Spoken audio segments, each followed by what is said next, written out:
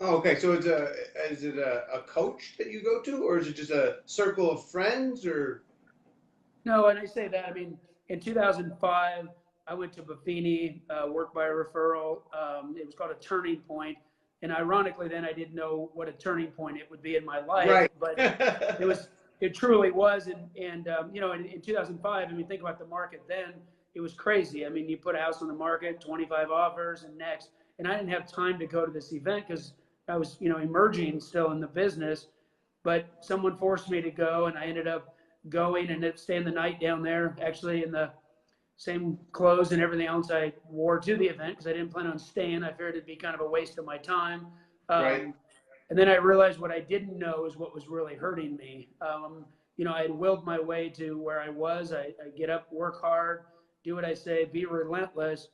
But then I didn't know what I didn't know, and succeeding through others and helping other people achieve their goals, and kind of the mindset that had to shift to be more attractive to other people. And when he started Even though talking, you already had built what turned out to be just an incredible, you know, you have a designation, right? A farming designation. Like you already had built all those contracts, but you still were like a little bit unsure. well, I was doing it on my own.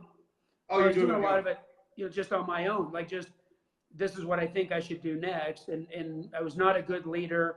You know, I look back now, you know, humbly with a lot of people I was in business with over the last, you know, 15, 19 years that, you know, I was not a great leader. Not that I'm great now, but I'm always looking to try to improve and get better. And that was one thing that I found was personal growth. You know, we use the phrase, you know, your world only grows to the extent that you grow. And if you want something, you know, who do you have to become to make that happen? And then I had to look in the mirror and quit looking out the window and go, that's me. Like I have to become better. I have to go on a personal growth, you know, mission here to become better. And, you know, not just systems and tools, because let's face it, I mean, all the systems and tools that are out there, most of the most successful people that you guys probably interview and that you come in contact with follow some very fundamental things in the business, not the shiny objects, not, you know, this new thing, that new thing. Jeff, I know we were on a tech panel a couple months ago, and I think the only tech we talked about was how not to use tech to communicate with your clients when everybody else is trying to use tech to communicate with their clients. And Yeah, they let it replace them and they get more distance versus that's the piece that you can't give up. You can use the main systems like we're using Facebook now and Google to be the connectors, but it's still, at the end of the day, you have to be in front of your clients. And they need to hear your tonality. They need to know that you care. And you just always have to be looking to add value to their life. And when I say value, this isn't like, you know, I got to go get their groceries for them or I got to take them to the dog. I'm not saying it's that the message you're giving them isn't crap. I mean, most agents go, oh, yeah, I send a newsletter every month, an email one that, by the way, they don't even read because it's so crappy. Right. They just are like, why would I read that? It's a waste of time. But I sent them something like, go, would you actually look at this and did it add any value?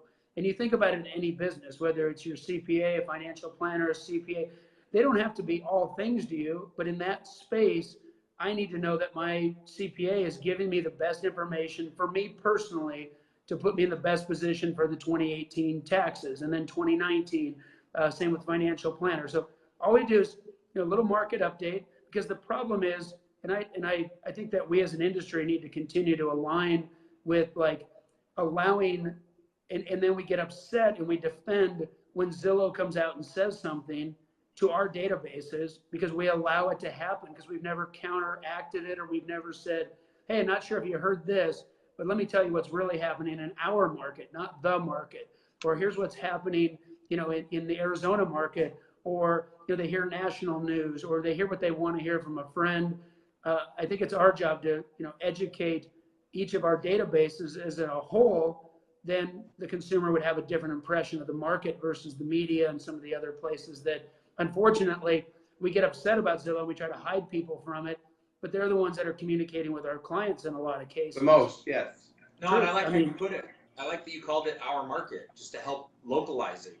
Yes. Right, and the market, It's a good way. I mean, it's like little tweaks like that I appreciate, because when you're publishing the marketing reports, we're trying to be more human, more relatable, more local area experts. And so how are we going to write about the market? And I think just like one of those little changes like that help. I think that the added benefit that you get to add too, though, because the strength of your messages is because you have truly become a market expert, right? When you as you grow, and because you and everybody you're working with, and I mean you, it's all of them as well, right, are putting in so many hours in becoming a true expert because you're out doing it every single day, that you can deliver a better message. Because when the agents say, well, how do I do that?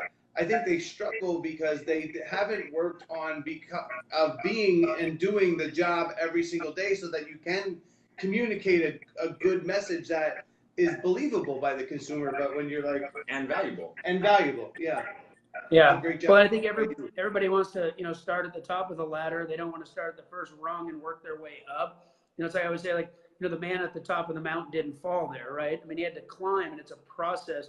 We're too quick to want to be what the other guy that we saw was.